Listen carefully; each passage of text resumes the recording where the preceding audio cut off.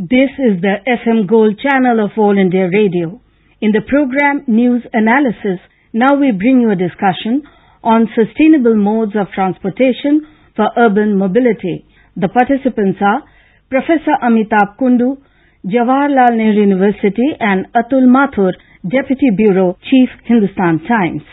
October 7 is World Habitat Day. One of the biggest challenges today in urban mobility is to reduce the use of personal cars and encourage public transport.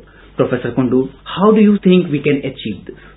Atul, we celebrate the World Habitat Day just to flag certain issues. We say, okay, this is an area of concern. We should observe it because we'll talk about that problem, that issue, and perhaps work out some kind of a direction of solution and create appropriate sensitivity among the population on that major issue. Now, I think one of the major concerns in urban development, inclusivity. It's being argued that the cities in Asia are becoming exclusionary. They were earlier providing employment, livelihood to the poorer sections of the population. They would come and settle down. But now what we find is that there is selectivity in migration to the big cities. There's a better off sections, educated sections, more skilled population, because the labor market has changed. And another very important component is the transport system. If the transport system is not really helping in building the inclusivity, if it doesn't provide connectivity from the poorer localities to the areas of employment, then obviously the migration of the poorer sections of the population to the cities to seek livelihood would be difficult. And I think that's a major area of concern, which today, every first Monday of October is celebrated as the World Habitat Day.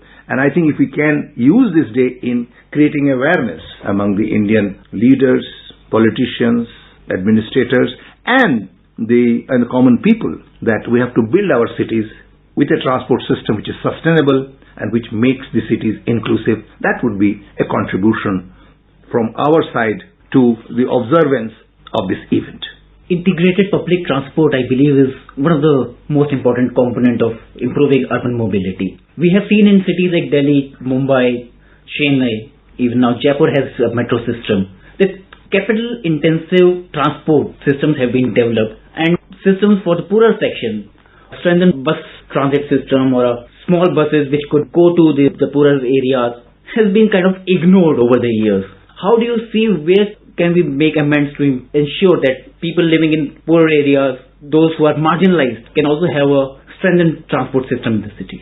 You are raising a very, very important issue that transport is meant to provide connectivity. It should help people in overcoming distance, the friction of distance. But that should happen for all sections of the population. If we look at the major metropolitan cities in the country, you do find that in certain areas of the city, transport system has improved. With the flyovers coming up, you can travel, for example, in South Delhi, the places which used to take 1.5 hours now takes perhaps 25 minutes because there are flyovers. I'm not talking about the peak hours.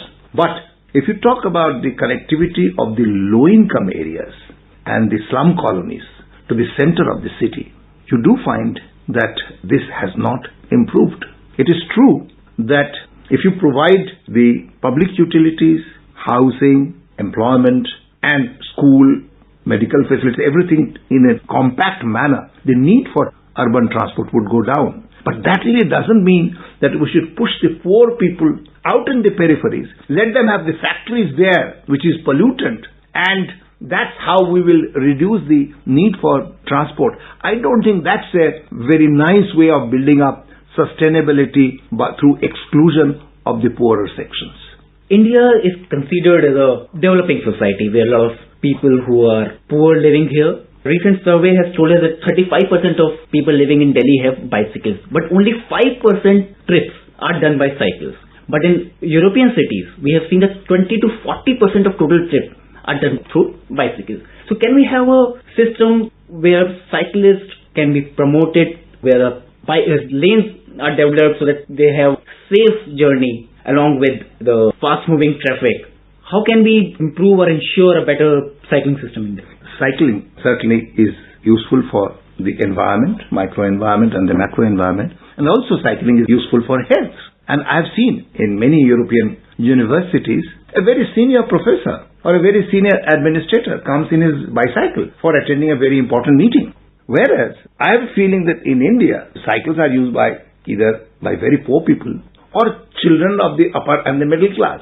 Hardly, even if it's a distance of a kilometer or 2 kilometers, well, people wouldn't like to take a bicycle. And I'm really not blaming them entirely, because the way our city system has developed, if I start bicycling for 3 kilometers, the intersections are so very difficult to negotiate. It will become very, very difficult, maybe unsafe for the middle class population. So I would think that the urban planners have to design the cities in such a manner that the middle class is persuaded to use the public transport system. Of course, it requires some amount of change in the mindset also on the part of the middle class. They shouldn't have this snobbery of saying that, look, cycles are not meant for the people who have white-collar jobs. That kind of an attitude has to disappear to bring in the idea of sustainability into our lifestyle. Professor Kundu, you talked about integrated transport system, you talked about sustainable system.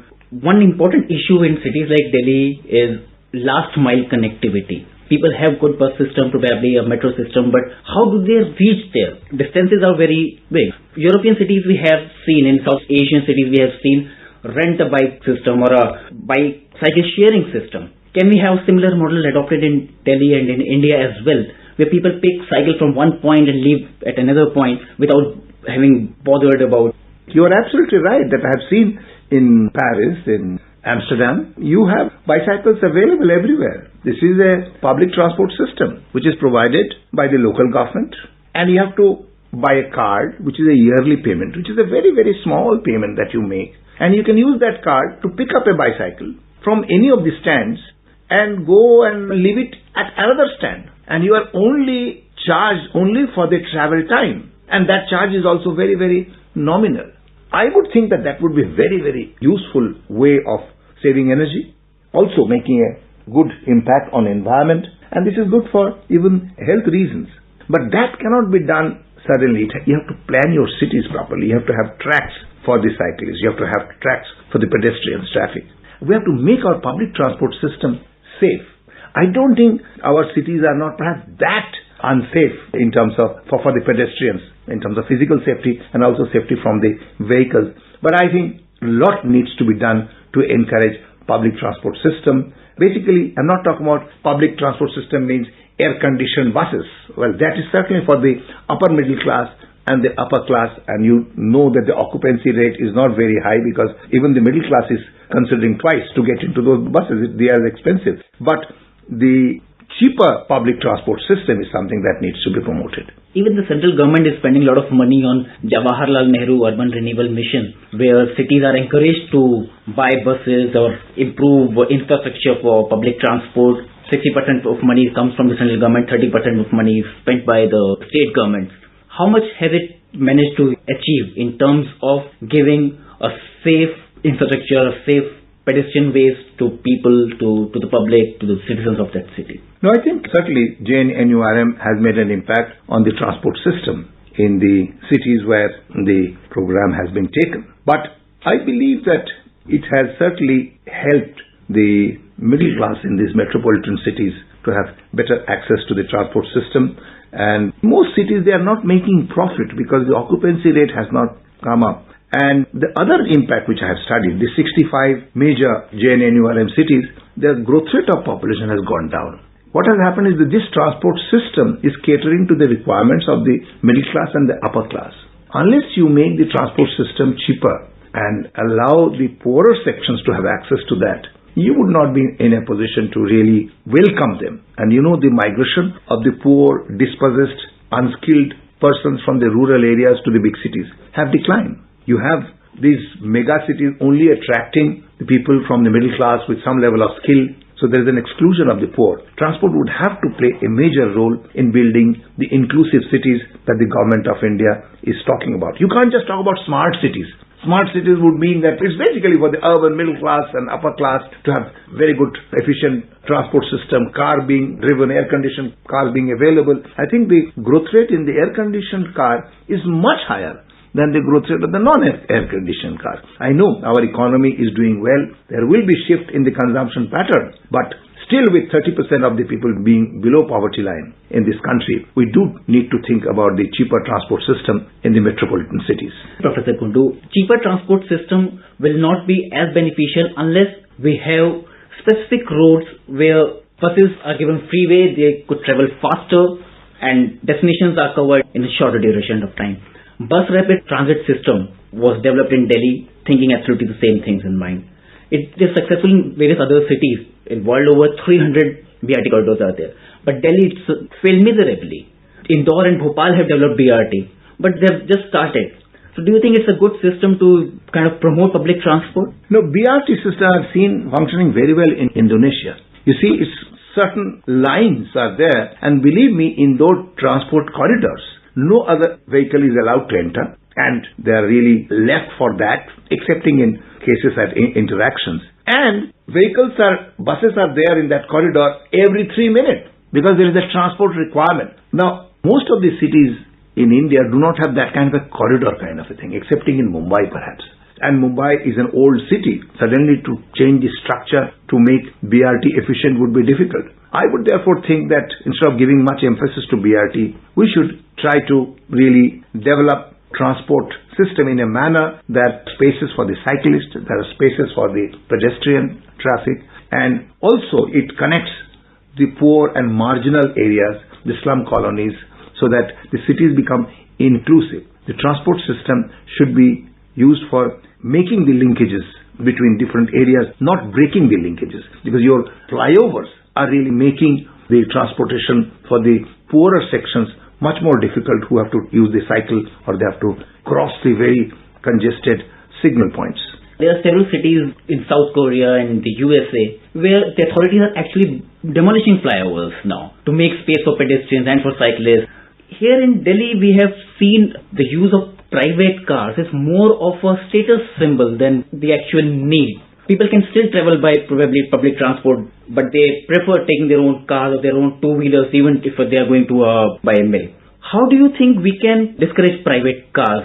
Can we have systems like New York and London where congestion tax is there, or in Shanghai, Beijing, Singapore, Hong Kong where there is a price attached to every registration plate? If you have to register a car, buy a car, you have to pay more money.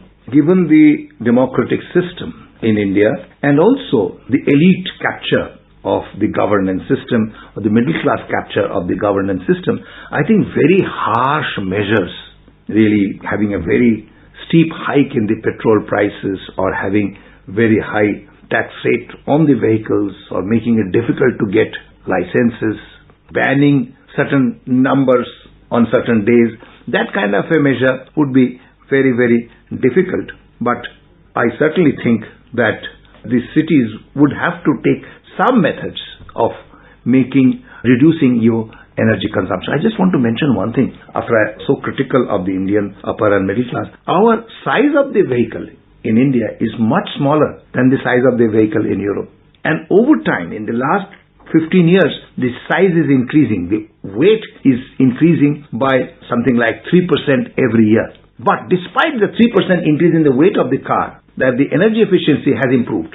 And that's what I would like to be propagated, that we have to consider energy efficiency in the private transport system as long as public transport system does not come in a big way.